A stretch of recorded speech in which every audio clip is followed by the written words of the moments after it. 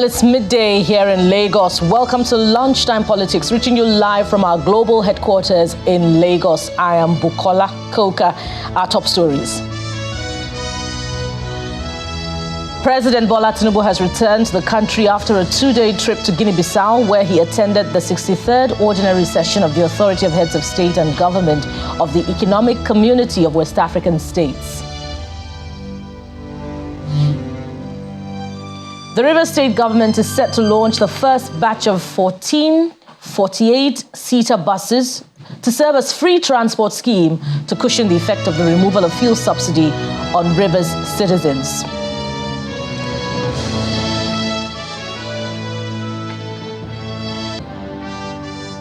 And Niger State Governor Mohammed Bago dissolves all commissions, boards, parastatals, while terminating the appointment of all political appointees who have been in office before May the 29th, 2023.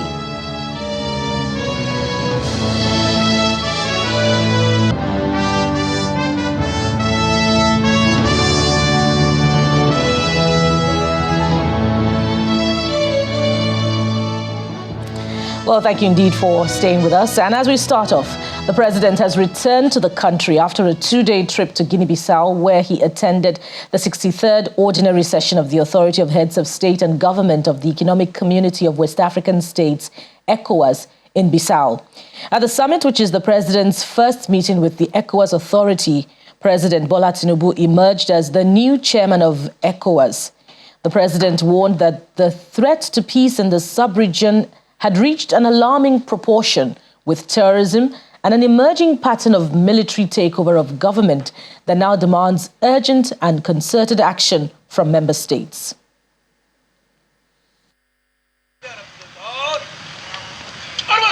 On his first official trip within the African continent since assumption into office, President Bola Tinubu joined his African counterparts in Guinea-Bissau for the 63rd Ordinary Session of the ECOWAS Authority of Heads of State. It is also President Bola Tinubu's first meeting of the ECOWAS Authority, which was last held in December 2022 in the State House, Abuja.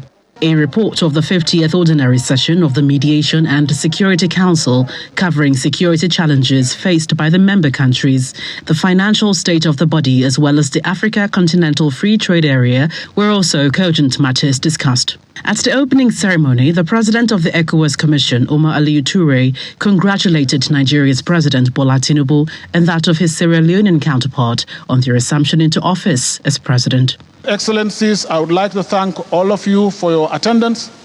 This is perhaps the meeting with the highest attendance of the heads of state and government.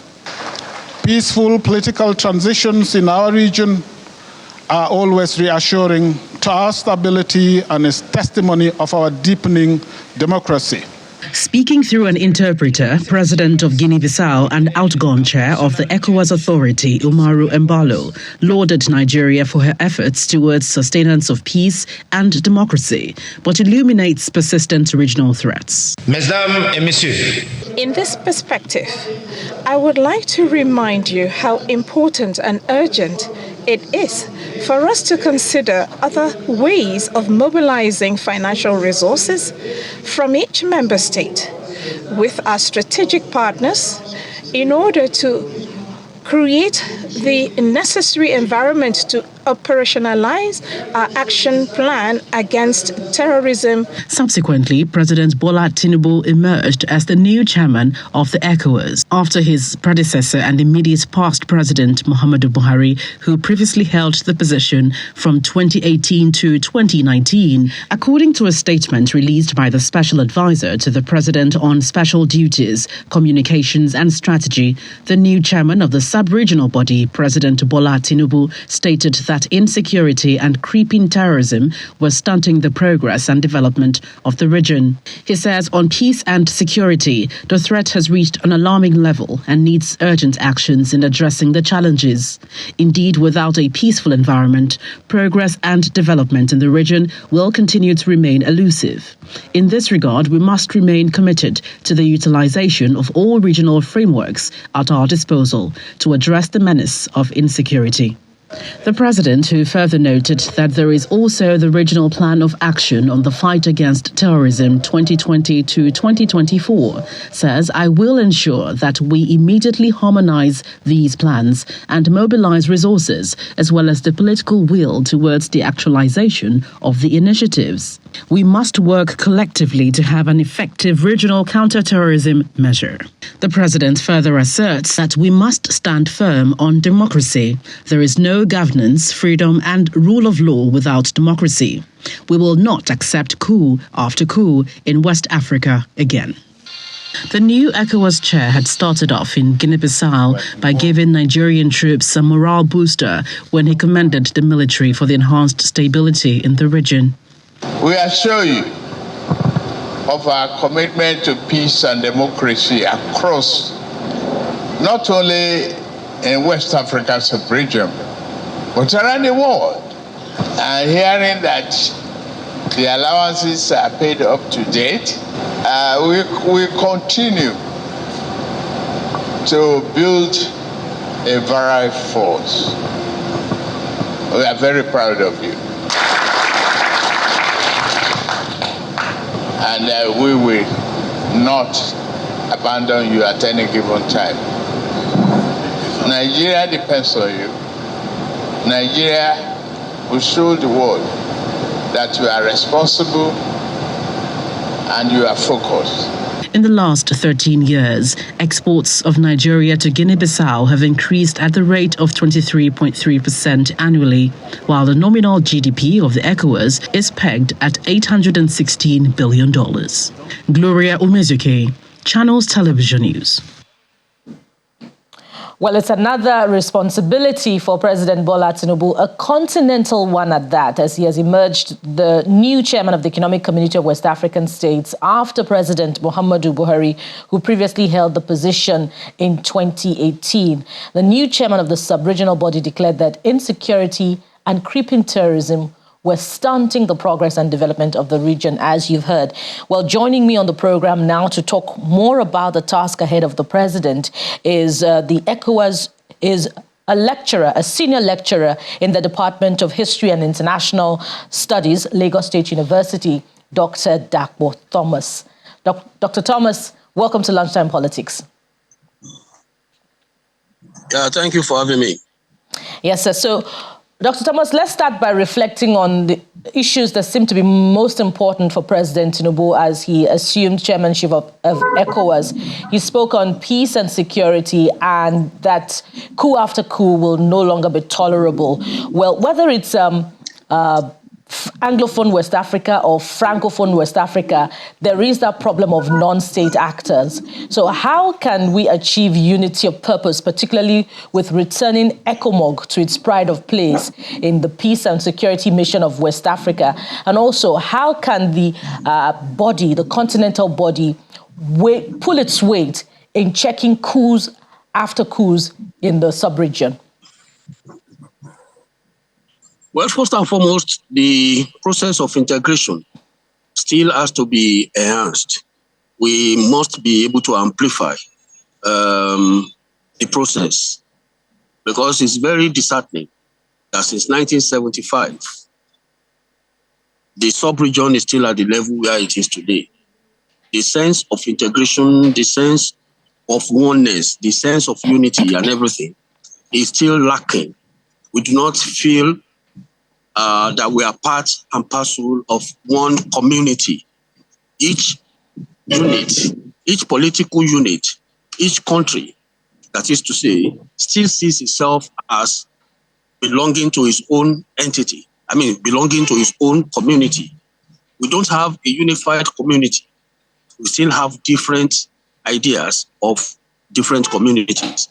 But that's not the real essence, that's not the essence of the ECOWAS. ECOWAS is supposed to be like EU, and then we have to see that we either bridge or unify so many things, particularly trade, among ourselves. But unfortunately, we have not been able to achieve this. You can see that since 1975 till date, we have not even been able to have one single currency. which was part of the objectives of ECOWAS. So until we have that kind of feeling that we belong to one community, there will be, we will continue to have coups around. Why? Because there is no central authority, no cohesive central authority that is checking activities within the sub-unit, within the different countries.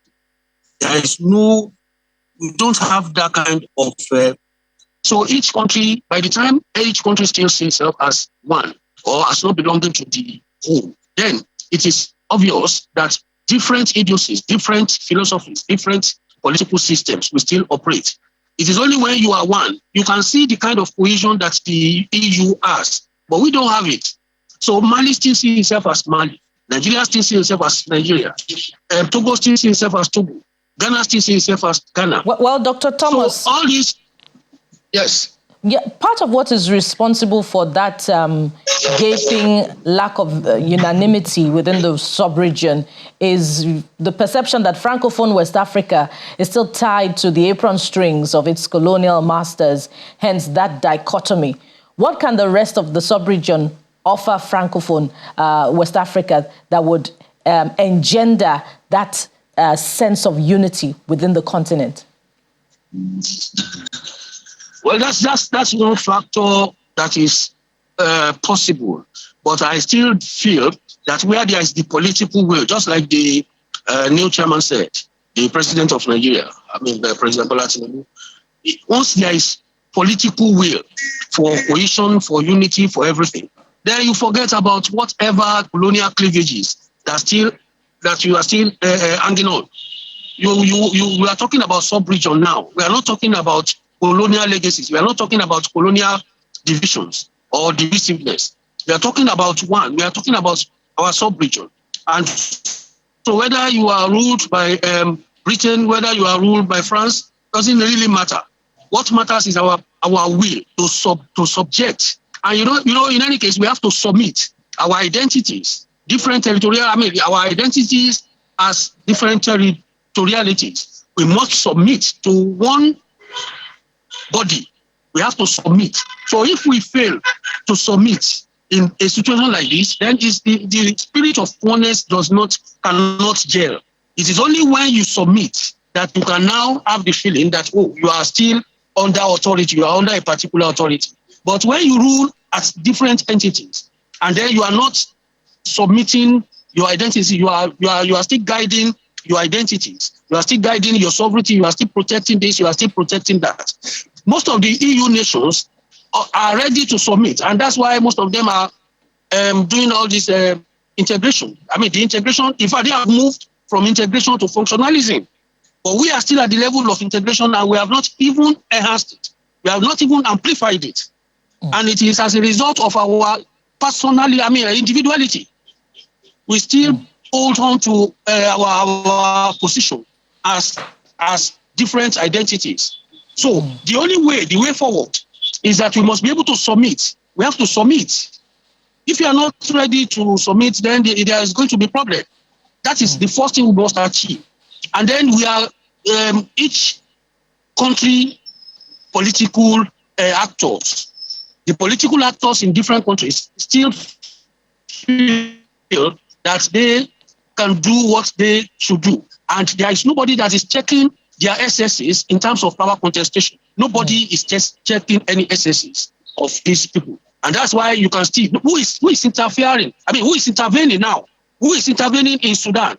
Who is intervening in Somalia? Who is intervening in Ethiopia? Who is intervening? So that's African Union. But even at the sub-regional level, I'm talking about West Africa now. Even at this level, we should have gone beyond the level where we should be talking about coups.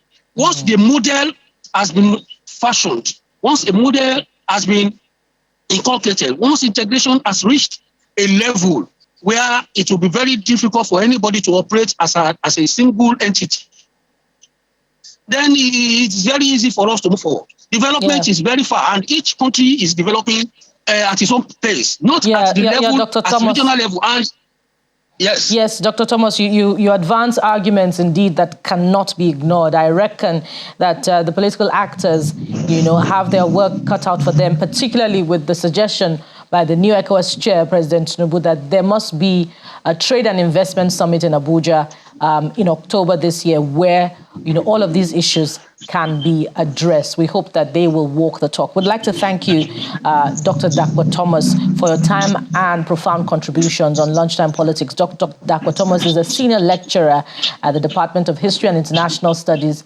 Lagos State University. Thank you for your time. Thank you for having me. And still to come on Lunchtime Politics, Nigeria must curb capital flight to ensure there is an upturn in the country's economy. That's according to former Governor of Ogun State. We'll bring you details of this and more after this break. Stay with us.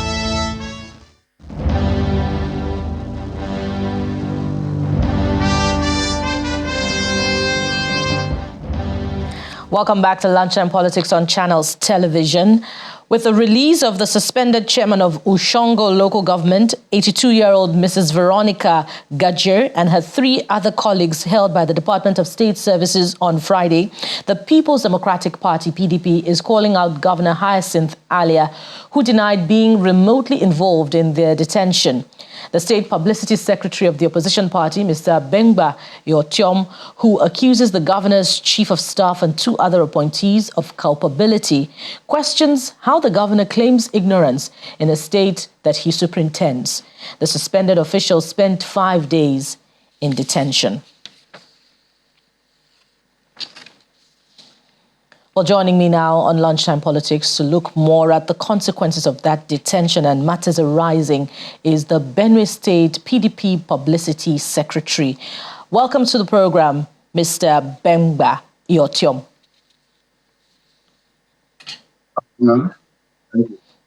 So let's start by following up on our conversation with the governor's CPS yesterday. He says that there is no way that the governor could have been involved in the ordeal of the local government chairmen who were detained and have now been released, and that as the number 1 citizen in the state, he cannot interfere with the investigation. So how do you weigh in on this? What's your response? Yeah, well, thank you for the opportunity to respond to the claims.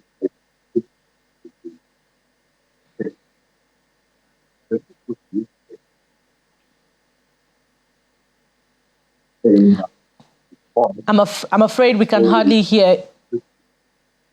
We can hardly make sense of. Okay, it's better now. It's better now. Tell me now. Yes, thank you for having me on the program and giving me the opportunity to respond to the claims that were made by the Chief Press Secretary to the Governor of the State to the effect that his boss is not aware of the detention and detention of the 4 council chairmen by the Directorate of Secretary, the DSS body. Like we have said before, his claim is preposterous, to say the least, because the governor is supposed to have oversight over virtually everything that takes place in the state, and particularly when such a thing or such issues have to do with those who have holding forth at the third fire of governmental administration.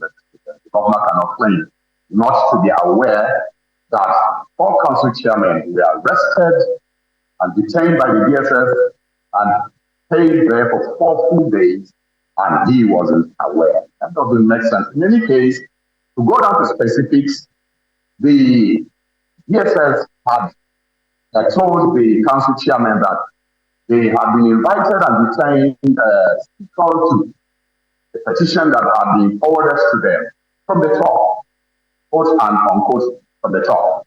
And then also, on the 4th day of the chairman being in detention, the chief of staff to the governor, and I'm being very specific here, in the person of Paul Yam, also together with the chairman of the Assets Recovery Committee at the state level, Mr. Hijabian, and his counterpart at the local government level, Mr. Jude Tiel, had together the three of these functionaries of government that I've mentioned here, had visited this chairman in detention at the DSS and had put to them a precondition for their being released, which was to the effect that they should withdraw the litigation processes that they have initiated against the government in court.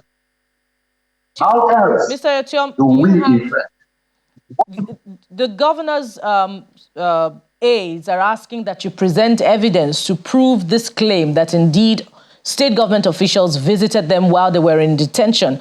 And then you say that the DSS said they have been arrested based on the petition sent to them from the top. The top could be anywhere. Did the local government chairman, detained local government chairman, ask who is responsible for, the petition coming from the top? That was the much that the DSS was willing to divulge to them. And then talking about the proof to the fact that the chief of staff to the governor and the other two government functionaries that I have mentioned earlier visited the chairman in detention. The chairman are there and they are willing to own up to this fact. This is not a fabrication, and I'm confident in what I'm saying. The chairman have divulged that these personalities that I have mentioned here visited them and they put before them the preconditions that I have also mentioned here. And so I don't think it's not a matter of semantics. This is not an issue that should be subject to bric-a-brac in the manner that the government has chosen to subject it here.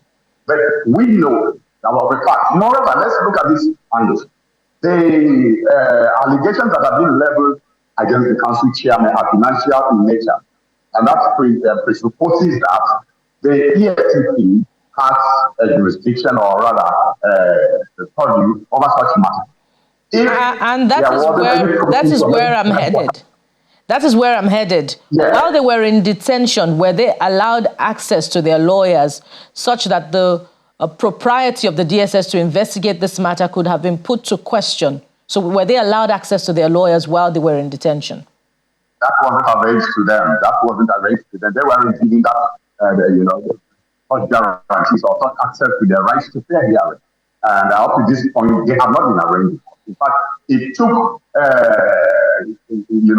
the efforts from the party and also the association, which is the union of the council chairman, approaching the High Court, the Federal High Court, holding hearing Makodi, to have secured their release from detention. They have been in detention for close to 100 hours without any charges preferred against them in any court, without their being told why, precisely why they were there. How come DSS would just, wake up any day and then be council chairman without any prompting from any serious quarter? If it is strictly in line with the allegations which are financial in nature, like I had said earlier, that have to do with the council chairman, then we should assume that the EFCC should have more of a concern in this matter than the DSS. And so that's why we are saying that the governor of Benue State, Tyson Alia, prompted the arrest. Now, Mr. Yotiom, let's manage our time. There's a build-up to this. On assumption of office, this council chairman were elected and sworn into a definite tenure of office for 2 years. They were sworn into office on the 29th of June.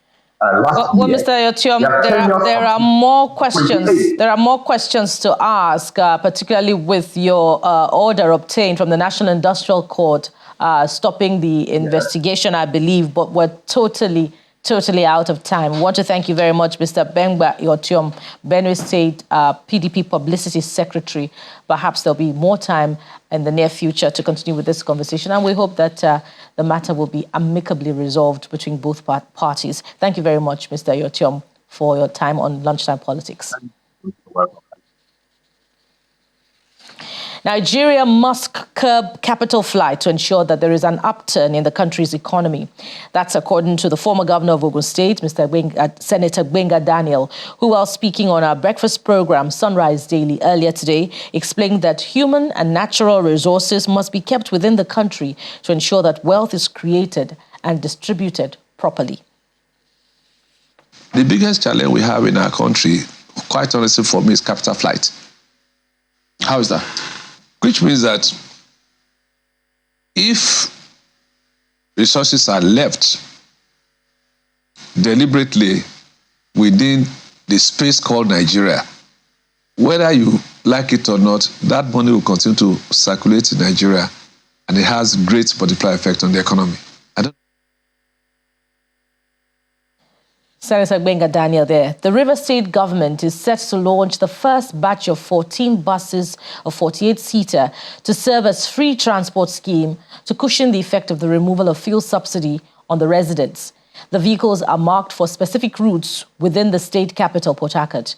Governor Siminalayi Fubara is expected to launch the scheme, which is tagged Fuel Subsidy Removal Palliative Buses. Present at the venue of the ceremony are commissioners, including that of Transport, Jacobson and Nibina, the NLC and TUC chairman in River State.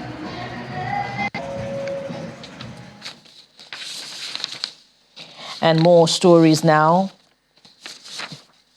The Niger State Governor, Mohammed Bago, has ordered the dissolution of all statutory commissions, boards and parastatals and the termination of all political appointees appointed before May the 29th, 2023. A statement issued by Secretary to the State Government, Alhaji Abubakar Usman, disclosed that Governor Bago ordered the dissolution and termination of appointments with immediate effect. Alhaji Usman further explained that commissions, boards and parastatals that are tenured or not tenured are also affected by the dissolution and urged concerned officials to comply immediately with the directive. Well, that's it on the program today. You have been served with Lunchtime Politics on Channels Television. Join us again, same time tomorrow, when we'll bring you another edition of the program. Thank you for watching. I am Bukola Koka. Bye for now.